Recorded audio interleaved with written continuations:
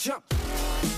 2-on-2. That bomb so far tick. They gotta move quick right now. They're going for it. The defuse is already happening. Hiko, are you kidding me?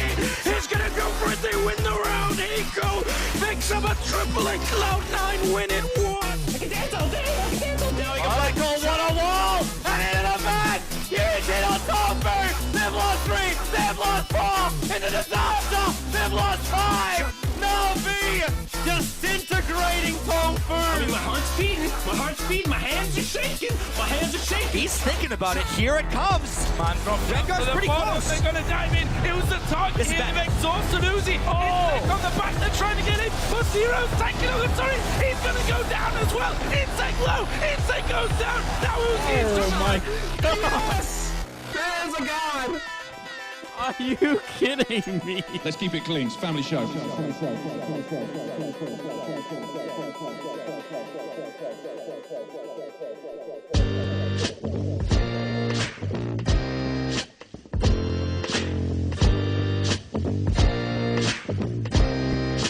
Well.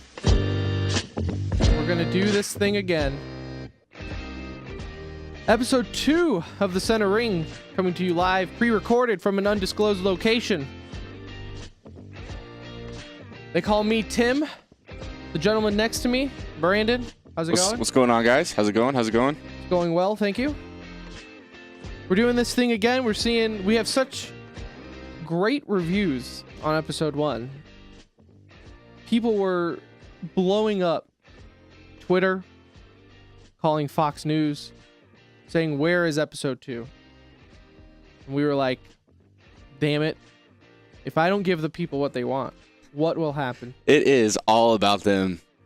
So we're here. Your professional gaming podcast. We have tons to talk about here. What happened here? We have the micro, of course, which will be we will end the show with that. Probably every episode. That is where we just kind of discuss the ongoings. Little things that just didn't warrant a whole conversation, but they warrant some attention. Stuff you need to know. Some love there. We will also have some local spotlight. We have some local tournament action this week, and you always have to support your local tournaments. So we will definitely do that. Show some love for them. And if you have any local tournaments around you, you should also show love to them, because that's how the sport grows. That's how it gets going. Show love there. We will, the big meat and potatoes, as I like to call it, of the episode will be union talk as far as esports go. Well-known esports journalist Richard Lewis. I'm sure if you're listening to this, if you're this much into esports, you probably have heard of Richard Lewis. If not, he's a Brit. He's a journalist. He's been around for a while. He's been around. He has his, say there. People have their opinions on that. If you haven't heard of Richard Lewis, I would like to meet you, because I just don't think there's somebody out there involved in this industry that hasn't heard of him. Right. So we will talk about him. He made some comments on starting up a players union in esports, which I feel like, whether that be player unions or official organizations with governing bodies, I think that's always been a talk of what esports has kind of been missing. So we will definitely dive into that at some point. Just to get into this real quick, though, we also have really 2 different DreamHacks. We have DreamHack London that just wrapped up, and then we have a little preview. We won't dive into whole in-depth for Stockholm, but we do have DreamHack Stockholm there. So plenty of things to get into here, so let's just dive into it. DreamHack London finished a couple days ago here. Look, when I originally looked at this, when I saw the lineup, I was a bit underwhelmed. As far as Counter-Strike goes, None of the huge. I mean, there were a couple, but it was kind of A, B, almost second tier tournament as far as who showed up. It was very obvious going in. So, and I don't want to spend a whole lot of time on the final just because it was very obvious. I mean, if you didn't know, there were 8 teams. You had Envious, TSM, you had Dignitas, Copenhagen Wolves, Easy Skins, which, teaser to the micro, that's going to be a name change here soon, if they want to stick around. And what else? We had SK Gaming and Renegades. So some pretty well-known teams. I think Easy Skins being the lesser of them there. Yeah, word on the street is they were kind of just there to get some tournament experience. So I don't think they plan on. I mean, everyone wants to win, but right. Obviously, everyone goes into the season wanting to win the Super Bowl, but Copenhagen Wolves, though, on that list was a little bit of an unknown that kind of got to make some noise. So good for them. Well, and here's the thing. So Copenhagen Wolves, they used to be around more often than not, and then they kind of went on the wayside. So I think a lot of people were interested in watching them this tournament because they had a lot of, they made some changes, and okay, well, let's see how they can do. They had a really aggressive style too the whole tournament, and it wasn't until they met Envious in the semifinals that they Envious was just not having it after that. But they kind of ran over some people. I mean, yeah. SK Gaming and everything, they just rolled over them. Yeah, you had I think we can kind of start from the bottom and then end with the final. Like I said, the final, it ended up, well, no, let's do this. Let's talk about the final first, just because I feel like everyone knew that going into it. So the final was Envious and Team Solo Mid. Envious swept. Envious swept them. It was the best of 3 series. They won 2-0.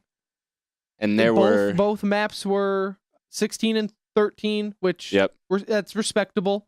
So I wouldn't view it as a sweep of utter domination. And the second map, Inferno, had two of the sickest plays that have happened in Counter-Strike in a while. Are you talking about the aces? Yeah, with Kerrigan aced all of Envious, and then probably, I think it was like 6 rounds later, Happy aced all of TSM with nothing but a deagle. It was pretty good. It was very clean. So, yeah, I mean, you had big plays there coming from them. But going into this, look at the teams there. I mean, Envious and Team Solo Mid are arguably, I think, when you're looking at world rankings, I feel like every time you can make an argument for one of those to be number 3. Well, just look at Dubai. I mean, you have top 3 in my book for world is you have Fnatic, VP, and then the third one I feel like is up for grabs, but that changes in my book every time between Envious and TSM. Yeah, I think TSM's been up there for a while. I kind of like them as far as for that third place goes, but your top 2 are definitely right on point. Right. So I mean, in this one, it wasn't much of a surprise there. I mean, it's just kind of how it went there. The big surprise of the tournament for me, Easy Skins took out Renegades, which I think was a shock there. So Easy Skins, they are England's team. They are their pride and joy because for whatever you don't have a lot of teams coming out of there. Renegades is Australia's pride and joy, who I think is a bit overrated. If you ask me, I think Renegades they fall short for some. I mean, they're Australian. People love Australians, I guess. So they're a crowd favorite. Renegades is a crowd favorite every time. People love watching them. They have awesome players, but they just can't put it together. They fall short of expectations, and I don't even know if their expectations are set that high. I think people want to see them do good. They want to see them play well, but they just... So you're saying they're kind of like a perpetual underdog that's just not performing. Right, and that's kind of how it works, is they're the crowd favorite underdog that everyone wants to see rise up, and it's just not happening for them. So, I don't know. When Easy Skins... I'm sure they're going to take a long, hard look at their roster and game plan, but when Easy Skins takes you down... I mean, unless, like we said, Easy Skins is a newer, young team, so maybe... Yeah, a team that wasn't even there to really... Yeah, maybe here after a few tournaments and stuff, we'll be looking at this thinking, okay, that makes sense. So, right now, a disappointment, though, as far as DreamHack London Counter-Strike goes, G2 Kingwin, I was a bit... They took... whose spot did they take over? They took over Mouse Sports.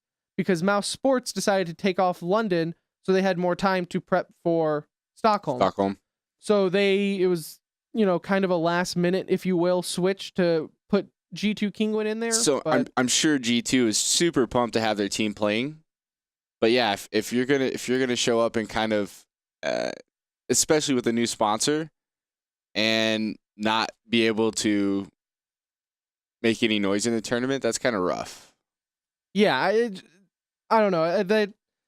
I feel like G2 Kinguin, which is an awful name to try to say. I'm just going to call them G2.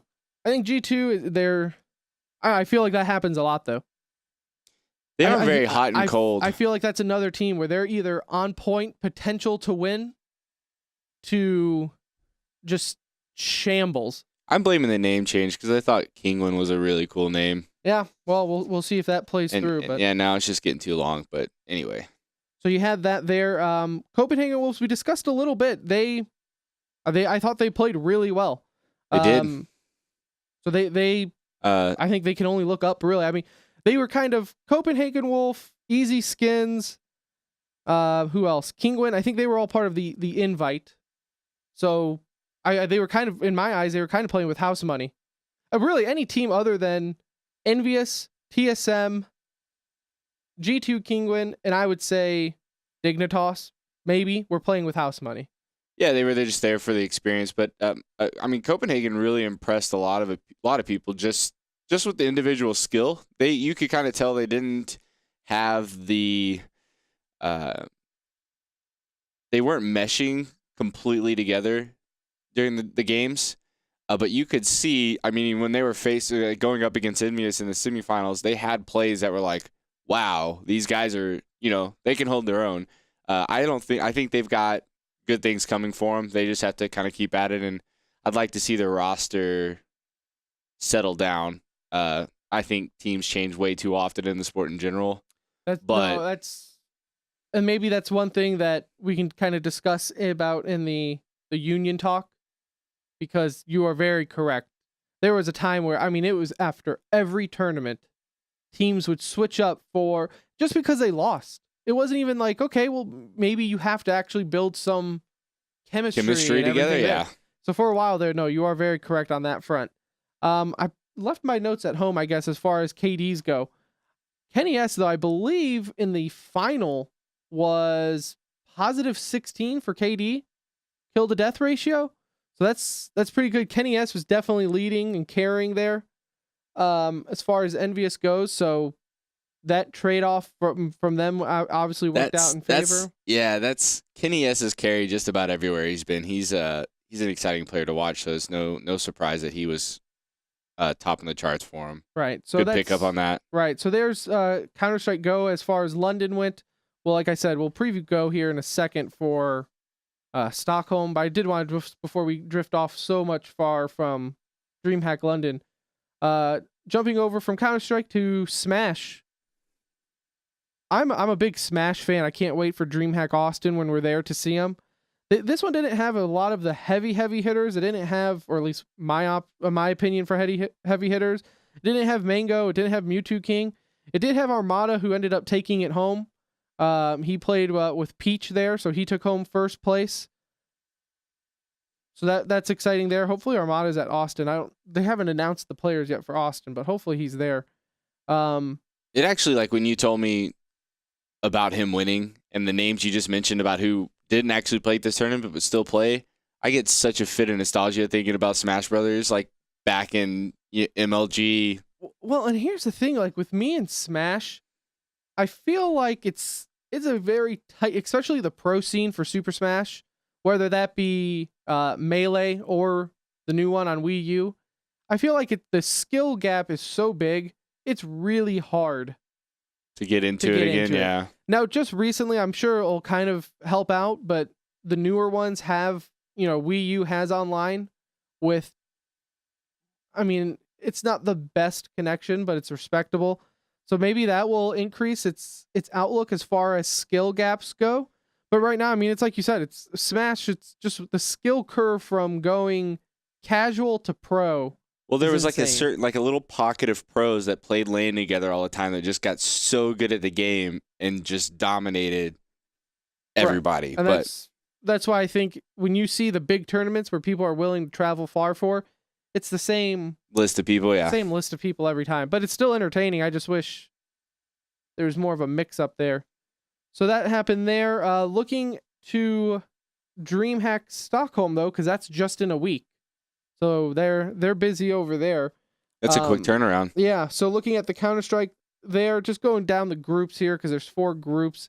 Kind of my predictions here. Group A, I think the favorites there are Cloud9 and Dignitas. I think those are the clear favorites in Group A. Though that being said, That's a total homer vote. I know I think they are expected to come out. I mean, looking at I look at the whole tournament. I think Cloud9 is. Then again, I am a homer, but I think Cloud9 is expected. I would say if they don't get top 3, it would be really bad. It would look really bad for Cloud9 if they don't get top 3. Because I mean, look here in Group B, my favorites are Titan and Hellraisers to go out of that. But again, Hellraisers just lost a big name too, didn't they? A couple weeks ago, I think they just lost one of their players. yeah. So, but even then, though, I think Group B you have Titan, which it's Titan. I think they'll come out of there just given the teams in there, but I don't think they're. I'm not expecting. I agree them with to Titan. win. Definitely Titan. Group C and Group D get a little bit more interesting as far as teams go. I think Group C, my predictions is, or my favorites anyways, you have Team Liquid, who have been playing really well since acquiring Hiko. Which is my homer vote. Team Liquid all the way. And they have been playing really well. It's going to be interesting. I hope at one point in this tournament, Cloud9 and Liquid meet. The American Showdown. I really hope that happens because I'm curious to see, because Cloud9 is clearly the best American team and Liquid is clearly the up and coming American team. They're 1 and 2 in North America right now.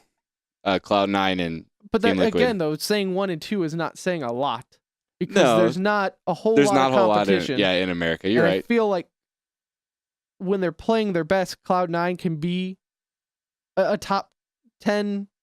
I think they are a top 10 team, but they can easily not look like a top 10 team.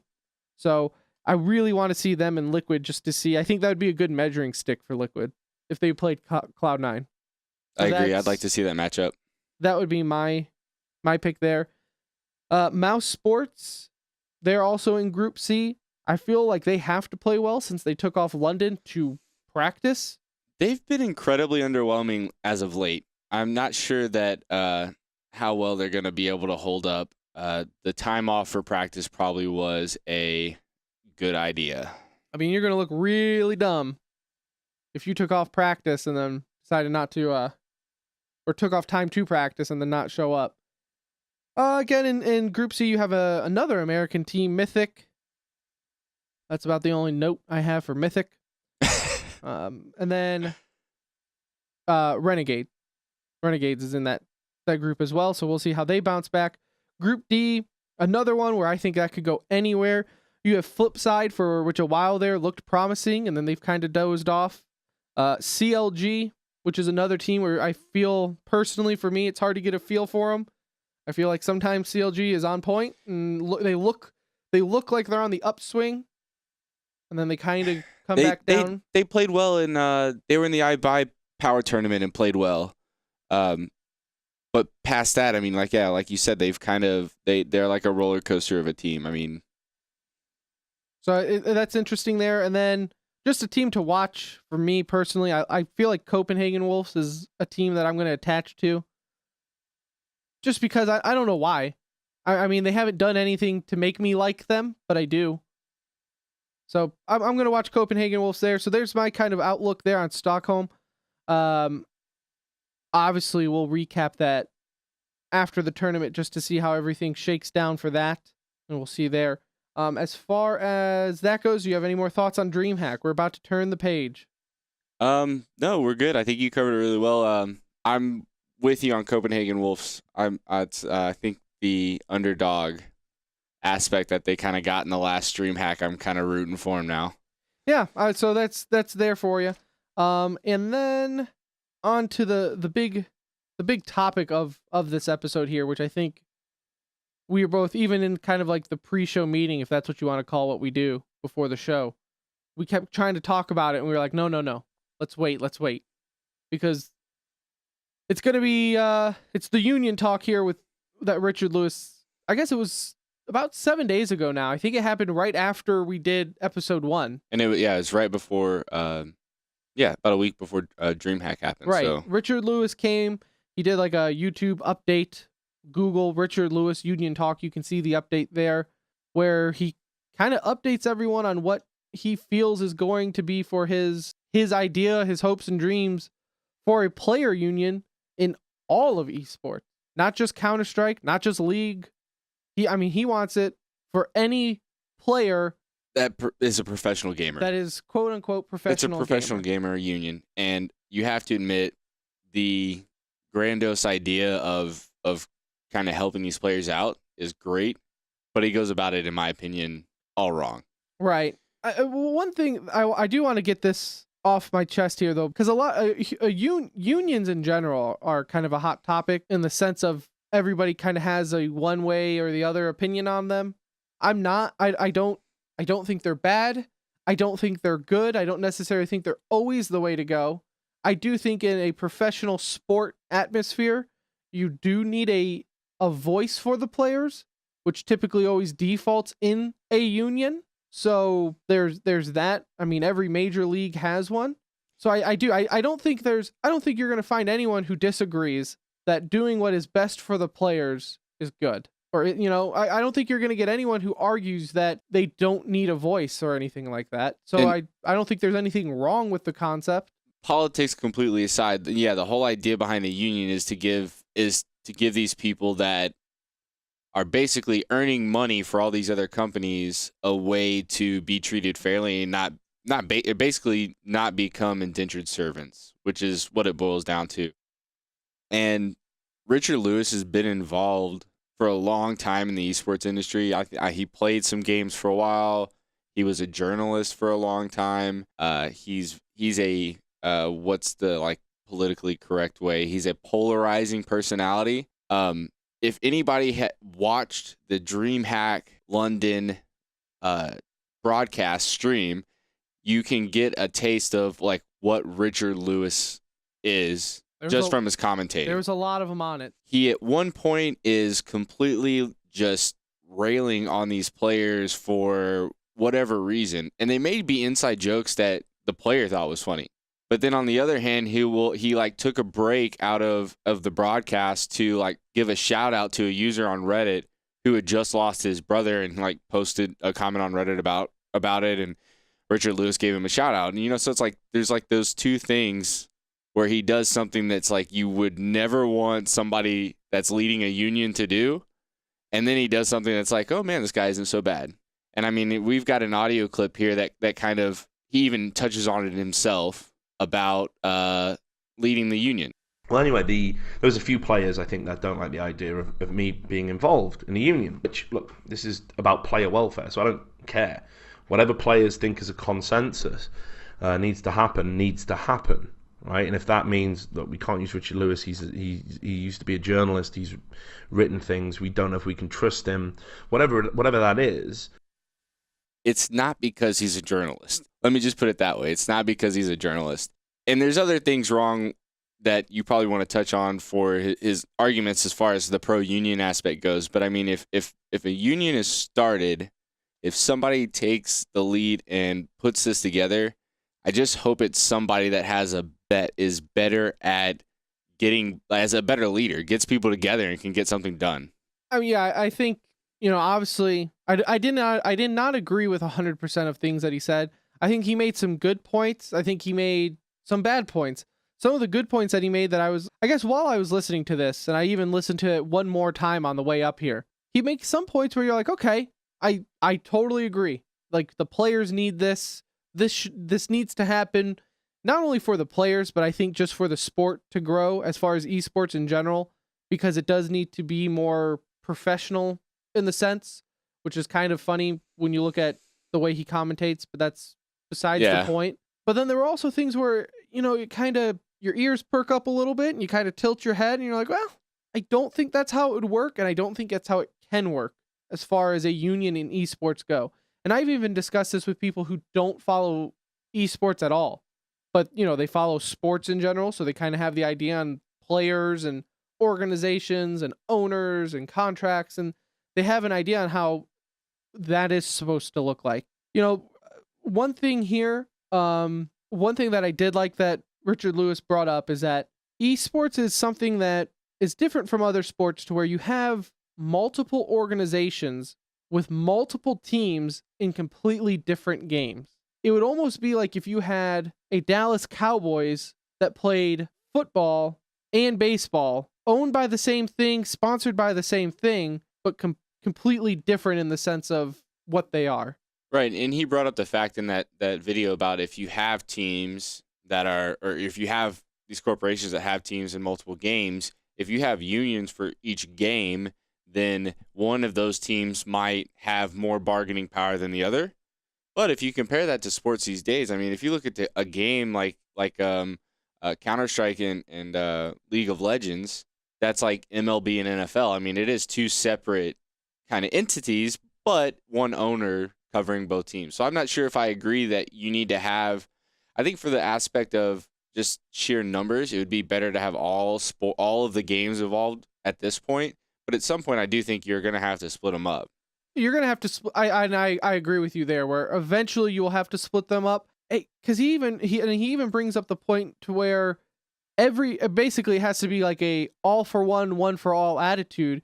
You can't have, we can't cater to the people at the bottom, but we can't cater to the people at the top. It needs to be everybody is in on this. But in reality, that's not, I don't think that's possible, because if you have someone in League, which is arguably the biggest esport out there, compared to someone playing Heroes of the Storm, which is newer, it's just not as big, it's not as popular. How are you going to have the same terms for all of that? That's true, and I think he's talking more in general as far as like not necessarily exact dollar figures, but having the same kind of rules. But that's where you run into this structure issue that esports has, where there's no set schedule for anything.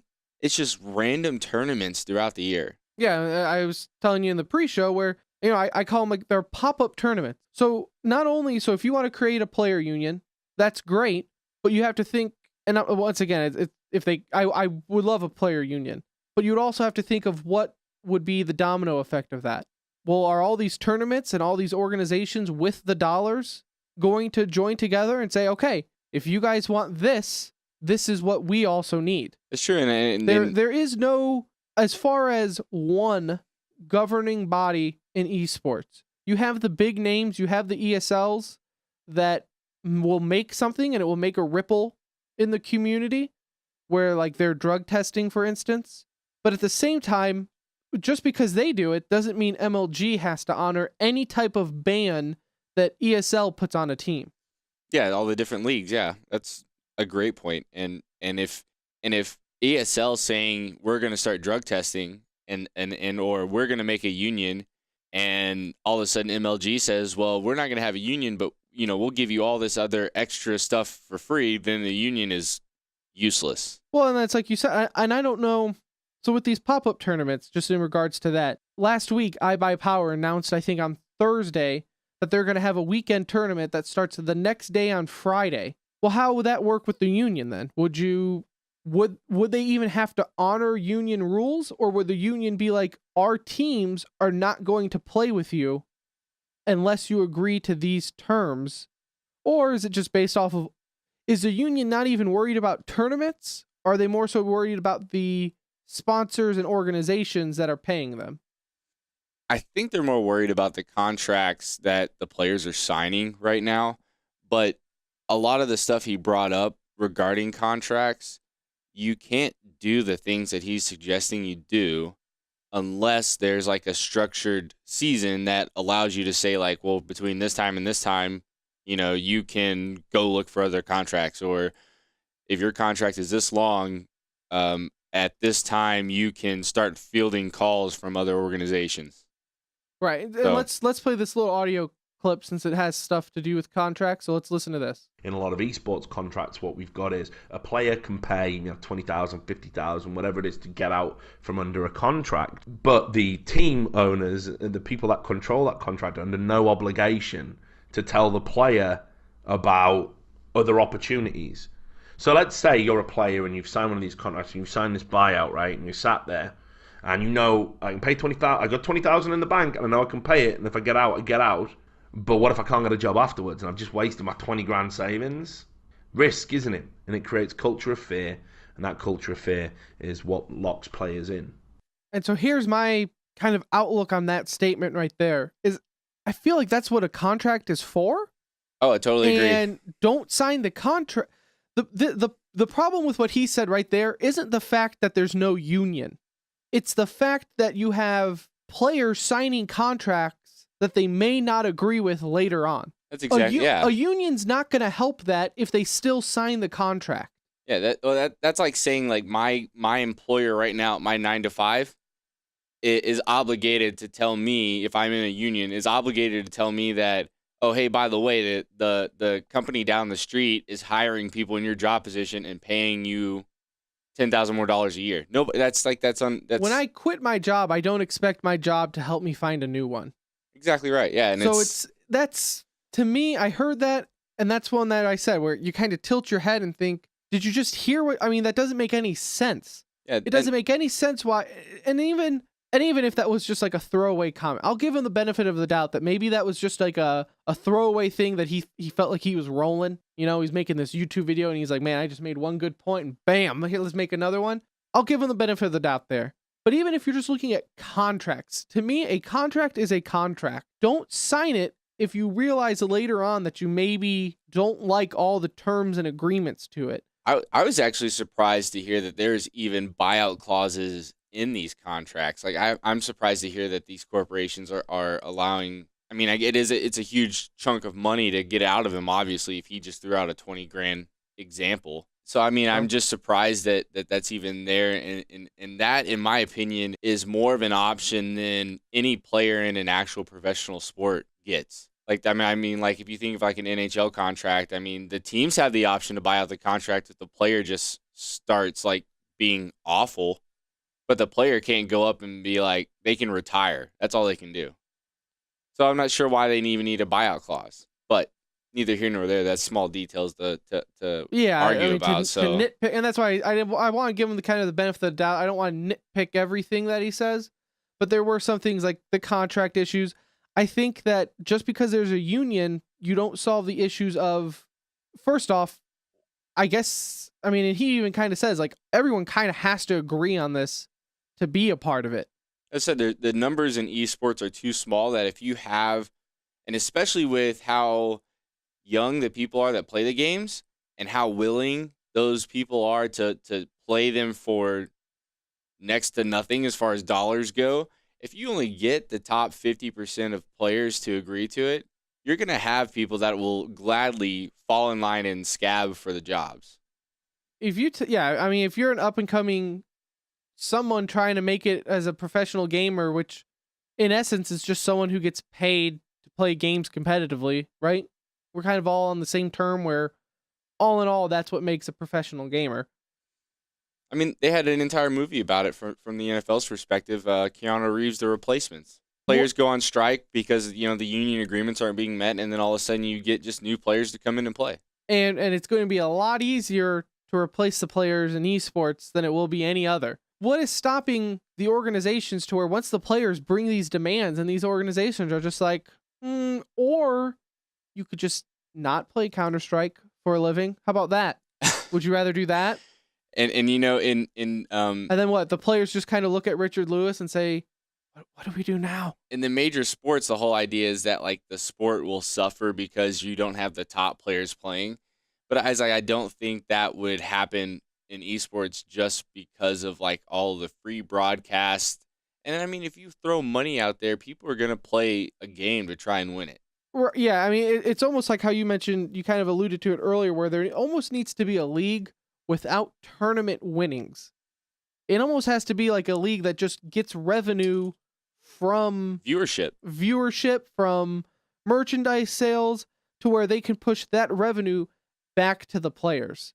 And I'm sure like for some of the organizations, like the bigger ones, like Cloud9, who I know sells merchandise, I'm sure some of that merchandise money probably goes to the players' contracts and everything. But as far as, you know, the ins and outs of what their contracts look like, I mean, how much of the tournament winnings do the players actually get? I don't know. Right. That's all, you know, contract information. And I just think there's too many tournaments. There's too many players for him to say it needs to not just go to the big teams. well, how far down the ladder do you want this to go? Like we were semi-professional in 2008. Like, do we get to join the union? right. I mean, yeah, I played video games competitively. I mean, we were considered semi-professionals, professional as far as I would assume a player union would be. I mean, you would, in football, you have people on practice squads that are in the player union. So how far do you go as far as, because like we said, there is no league, there is no governing body. With baseball or football, you could be like, okay, if you're in the NFL, then you can be in the player union. Right. Well, what do you do for this? There's like, so if you play ESL, then you're in the player, you know, like there's just not, there's structure. There's just not enough structure for me to see how you could group up people that would be warranted into the player union and people that wouldn't. Right. Because he even mentions that, you know, we need to show this to parents so that way they would feel comfortable letting their kids work on the skills to become a pro. So are you saying that you want kids to be in this player union? Or you just want the player union to prove to kids like, hey, you're not going to be forgotten if things don't work out. Right. And that's another thing here. I'll let you make a point that I just want to get this off my chest while it's hot. I feel like the way Richard Lewis pitched this was more so not a player union, but more so like a safety net in case professional gaming doesn't work out for you. And if it doesn't work out for you, it's not your fault. It's not the fact that maybe you weren't that good or your team wasn't that good. It's because the organizations screwed you out of a chance to become professional and make money. I will say that there's probably a slight air of the corporations like kind of taking advantage of some of the kids, because I mean the people that are playing these games for the money, I mean some of them have been around for a long time, but there's others that are really young and are I mean might even be being exploited by these companies to make money. And I bet you there are horror stories out there where players are being taken advantage of, you know, money wise. And it's because it's like we said, when you're young and impressionable, and it happens in you know, actual professional sports and everything there, where younger players get taken advantage of by their agents.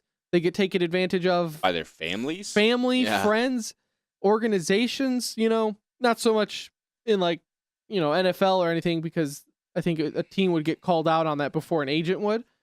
But I mean, I could easily see where there are some horror stories where a player is maybe making 30% of his winnings and that's all they're getting. And the rest is going to whatever expense there is. And, you know, I can guarantee you there are horror stories like that where it's like, okay, then we do need something to where that player can look to and ask for assistance. And he kind of touched on that from his example of being in university on the crisis loans that are kind of like, it's what it is. It's a safety net that if you can't, you know, afford to eat for however long because, you know, you signed a bad contract or paid your way out of a contract and couldn't find another one or whatever it is that you can like, and I'm sure there's some kind of time limit by you have to be in the union for so long before you can, you know, receive the benefits or whatever it is. But I just don't see it happening until there's more structure throughout all of esports. Like all the way from minor leagues to earning your spot in the pro league, kind of like ESEA and ESL is.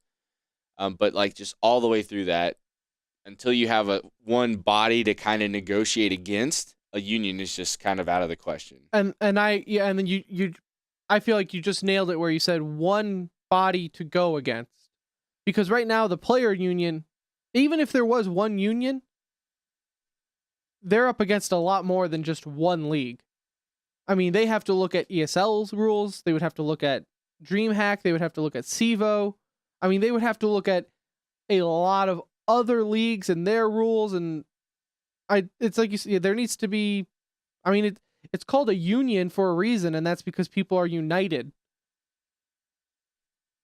So how I don't see how you can. I don't know. He says it's going to happen soon. He says he feels like it's going to happen soon, and I would assume soon is in 6 months, a year. Well, he touched on that. The players in America have already, gathered together and said they're part of a union. But I mean, I don't. You and I could get together right now and say we're a union, and it doesn't really mean a whole lot until there's more involved. So right. So what the players are getting together and basically saying, "Hey, we have each other's backs." That's kind of how the union is started, but obviously there's more behind it, but that's kind of how it begins. But it's like I said, if you've got 10 players that say, "I'm out for me," I mean, whatever, it's useless. I don't know. I just don't see it happening in the near future at all until there's a lot more that goes on with esports, a lot more growth. I agree. Unless he knows or someone knows some more inside information that we are not privy to. I agree. I don't see this happening anytime until, I mean, at least ESL and, ESEA is, I feel like they're making some effort to become that league with, rules on players. And because I see a lot of people on Reddit even discuss to where they're like, well, it's not right that ESL does random drug testing. It's not fair, and that's why you need a player union to stop that. The player union cannot stop the league from enforcing rules.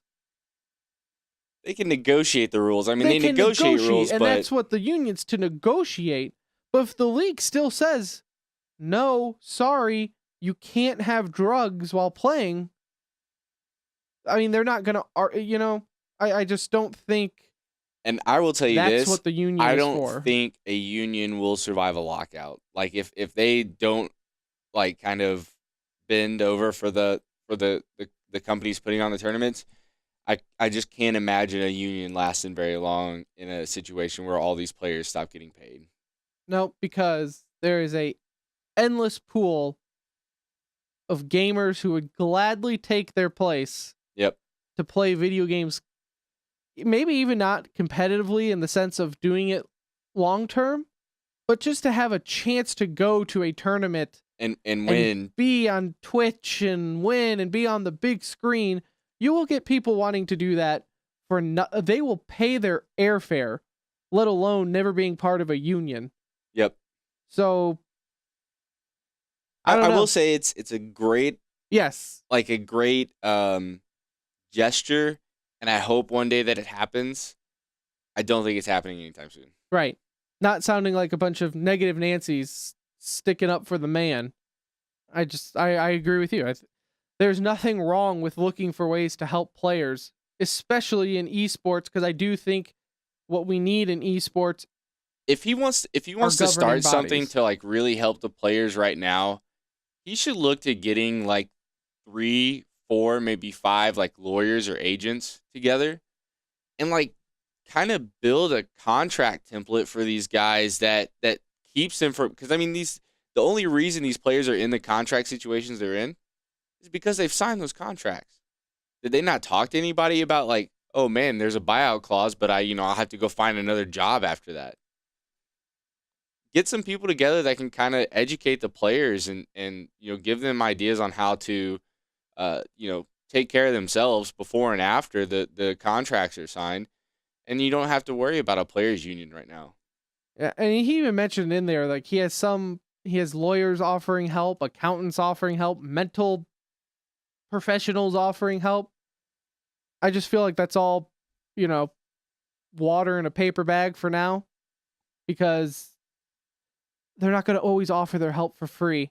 They're eventually going to want something, especially if this blows up. And he was saying investors are looking to invest money for no return, which, again, good deeds, I feel maybe it's just a bad outlook on the world, but I feel like good deeds only go so far to where they're like, okay, where's this return? You said we weren't going to get, The only way a corporation is going to invest in a union is if the corporation gets something out of it. And he touched on it in the video about how, if you grow the union, you'll grow the player base. And if you grow the player base, you grow the viewer base, and then you get more money through sponsorships. I don't think that will happen fast enough for anybody to want to put money into it. They're gonna want negotiate it's gonna be an uneven negotiating field if you start getting investments from these people that are involved in the industry.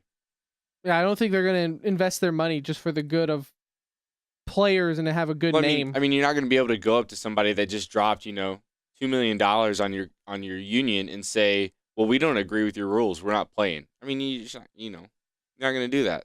All right, we'll see. We'll see. According to Richard Lewis, this is happening soon. So whatever your definition of soon is, keep an eye out on it. And I hope it happens. Maybe we'll see.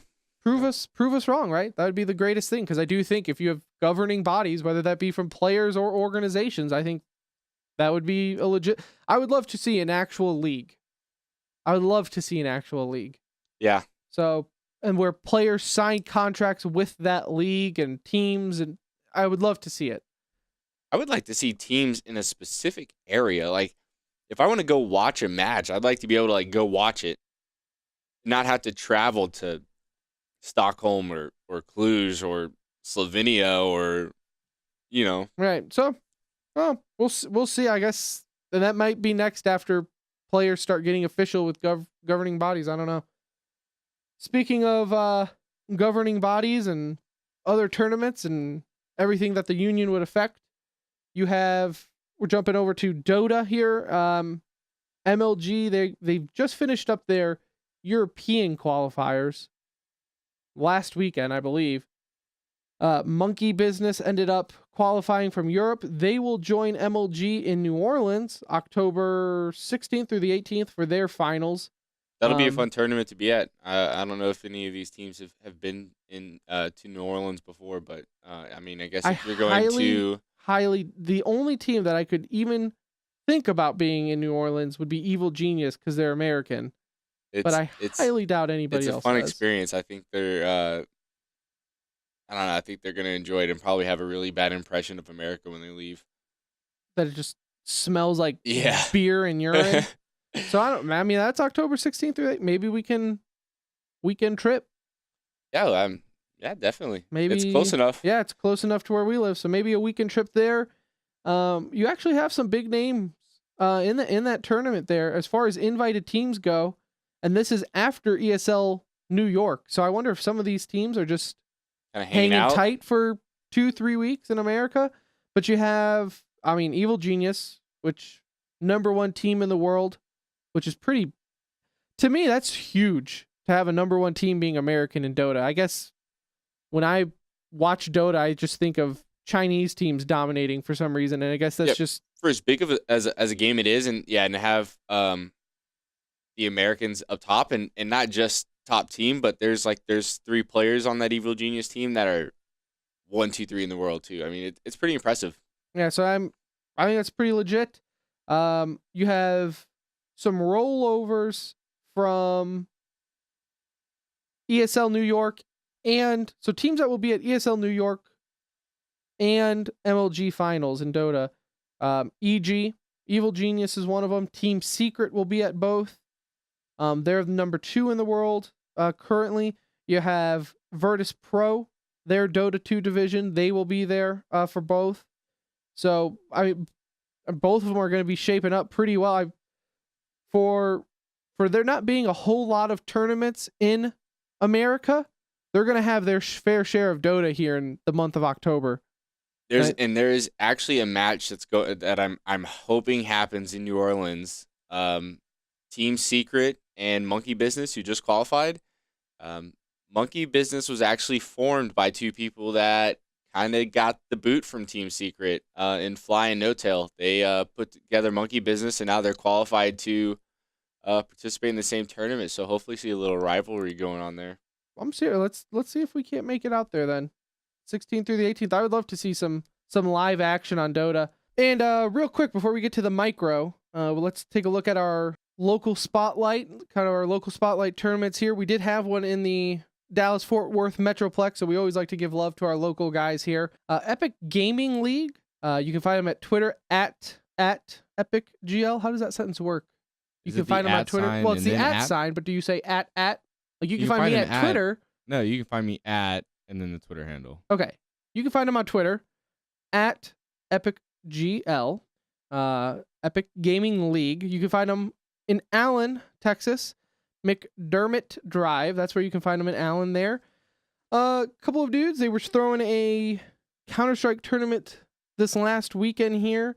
Prize pool was 2.5K. Not bad for a local. I'd do it. You had Ambien, which I hope I said that name correctly. Ambien ended up taking home $1,500, so congratulations to them. They ended up beating Tex Quake. One might say they put them to sleep. So there's that. Congratulations to them. You can actually they even have a Twitch. They were streaming all. It's kind of cool. They actually stream all their tournaments there. I actually had some time and I watched that tournament this weekend. Not a bad setup, if I have to say so myself. I've seen real professional tournaments that were put on worse than this. That's the glory of technology, is that we can have this company that's a small local Dallas-based shop put on something like that. And they do other big tournaments too. I mean, you can go on their website, just Google Epic Gaming League, and I'm sure you'll find it. They do Wednesday night Hearthstone get-togethers. They do Mortal Kombat. They do a lot of things there. So check them out there. And we'll actually put the link to their website and Twitter in the show notes on the episode, so you'll be able to find it that way. Yep, so that's another thing there that we'll talk about that in the next episode. But we do show notes on the website. You can always go out there and check out to see kind of what we talked about on the episode. So check out Epic Gaming League. And for that matter, check out your local tournaments. Do some Googling. Look up tournaments in Wyoming or Massachusetts or wherever you may be. Look up your local tournaments and support them, because that's how you get the game growing, whether that be Smash, whether it be Counter-Strike, whether it be Dota. And they're a blast. I mean, you don't need a major to come to your town to go play the games on LAN. It's fun. Go out there, support them. Meet friends and do that. Okay, so there's that for the local gaming spotlight. If you know any local tournaments and you'd like to let us know, please let us know on Twitter. And let us know if you're in local DFW or even not. We'll do a shout out for you. Any local supporting tournament, let us know and we'll let you know. That being said, on to the micro. Going over some stories here. Actually, you know what? What's weird is, so it's things that don't warrant a whole conversation, but I actually feel one of these will get a whole conversation, just because it kind of piggybacked off of last episode. So last episode we talked about the game betting, and before this actually came out, I had a bunch of quick hits written down of CSGO Lounge, CSGO Evo, and e-gaming bets have all put in sponsorships. It's like they listened to the podcast. Yeah. CSGO Lounge and CSGO Evo both put in a big enough partnership to actually name the team after them. E-gaming bets is actually sponsoring Virtus Pro, and I'm not totally sure that they are a major sponsor and that they will be affected by this, but ESEA has now banned game betting websites from sponsoring pro teams. And this is how, and I know you just, what was that one? Virtus Pro has a Virtus Pro is now has a sponsorship from e-gaming bets. Okay. The way I read the article, or the official statement rather, from ESEA, the way I read it is that they look down on sponsors, but as long as it's not in the name, they'll let you play.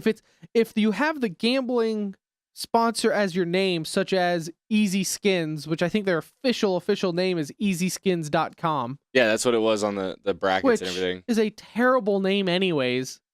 But I would ban them just for that name in general. But besides that, I think from what I read in their statement, as long as it's not their name, they won't ban you from competing in the ESEA leagues. But I'm not even sure that, like, if ESEA is feeding this, and it kind of stemmed from Valve releasing that statement about kind of being against all of the game betting or the skin betting websites. We talked about the whole iBuyPower issue. Yeah. So Valve's completely against it. Valve, I mean, let's be honest, Valve controls Counter-Strike. So if Valve tells ESEA, hey, we're not with this, ESEA bans it, does that go all the way to ESL? So, like, what if VP shows up and they have e-gaming bets written on the back of their shirts? Because I mean, these companies aren't sponsoring these teams for nothing. So I'm curious if they're just gonna have to drop them all together or just change their name. I guess we'll see how far it goes once another major comes around. Right. I mean, it's like we said though too. I mean, I don't think it's going to take much for teams just to tell sponsors to be like, well, see you later. Because Yeah. I mean, if you told me, hey, drop this sponsor that's paying you something, or you're not playing at all, then you're gonna obviously pick to play. And like from what I read in the article, it sounded like it was just their name, but I guess we'll see. I got a good chuckle when I read it because, like you said, it was literally days after CS:GO Lounge, and all these teams were so happy to announce that we're getting our own team and it's going to be our name in lights. And then, No, you're not. right. But again, I guess this goes back. I mean, it's crazy how these can all these conversations always go back to each other in the sense of this is just ESEA, which typically is buddy with ESL. If we're looking, typically the ESEA Pro League kind of feeds into the ESL invite tournaments. But that's not CEVO, that's not PGL, so I don't know. If another league says, does it matter to us? I don't know. It's the whole issue where there's not one governing body. It's all these leagues and hole in the wall tournaments that anything goes. It's kind of mind numbing, and it kind of frustrates you in the end of the day where you're just like, can we not just get on the same page? But then again, when ESL announced that they were going to do drug testing, everybody was like, well, goodbye ESL. No one's going to play for you now. And that they literally saw zero change. Yep. So I don't know. So there's that. I have something on the micro here. Navi, the organization Navi, they announced that they have a Hearthstone team. So that game is I didn't even realize there were teams. Well, I mean, it's just the organization basically picking up and sponsoring certain players. It's right. Because it's not like they use points it's just a one knockout kind of game. But Navi getting into the Hearthstone scene, that's kind of interesting. It's always cool to see. I think Hearthstone's a popular enough game to where now finally teams are coming in. I enjoy it. So, what else you got? Don't you have something else? Yeah, so anyone that's watched ESPN for about 10 minutes has seen a DraftKings commercial about all the money you can win for 1 week fantasy betting. They have actually launched a League of Legends 1 week fantasy to also win money in. So, insane. Another betting.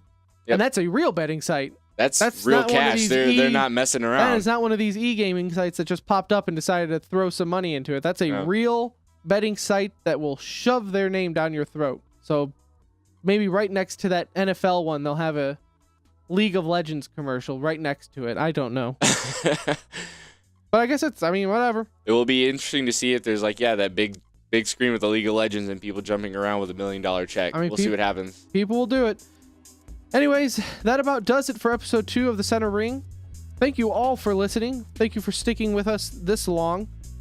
Hope you enjoyed our union talk. If you have any comments on it, feel free to let us know. On Twitter, the show does have a Twitter. Not a whole lot on there if we're being honest, but follow it.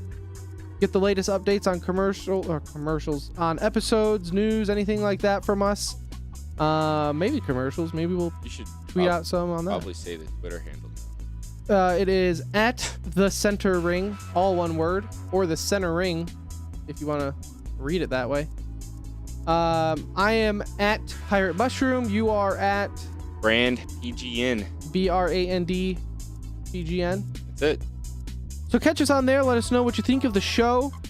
Feel free. We are on iTunes officially now, so feel free to subscribe or follow or subscribe, and you can find the link to that at pgn.tv/TCR. So there you go. Plenty of ways to get in touch with us. Let us know what you think of the show. If you hate it, let us know. Thank you again for listening, everyone, and you have a good day or night or whatever it is where you're listening.